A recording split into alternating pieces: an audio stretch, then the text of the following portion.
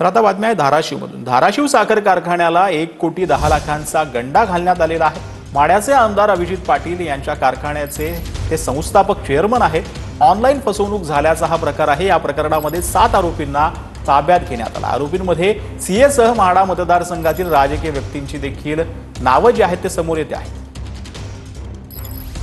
पोलिसांनी त्या ठिकाणी एसपी साहेब जाधव साहेबांनी त्यांची सर्व आयओ टीम आणि डीआयजी साहेबांनी सायबरच्या या सगळ्यांनी यामध्ये पर्सनली लक्ष घालून हा तडा लिहिला आणि दिवस उगवायच्या आत सगळे आरोपी त्या ठिकाणी अटक केले। आता काही आरोपी ज्यांच्याकडे पैसे गेलेत त्या सगळ्यांना त्या ठिकाणी शोध मोहीम सुरू आहे। माझं आपल्या सगळ्यांना आव्हान आहे की अशा काही घटना त्या ठिकाणी घडतायत तर आपण सतर्क राहून, आज माझ्या बाबतीत ही घटना घडली आहे कारखान्याच्या, तर आपल्या देखील बाबतीत घडेल, असं कुठेही फसवणूक होईल अशा पद्धतीने आपण काळजी घ्यावी, जेणेकरून पुढच्या काळामध्ये आपल्याला अशा गोष्टीला सामोरे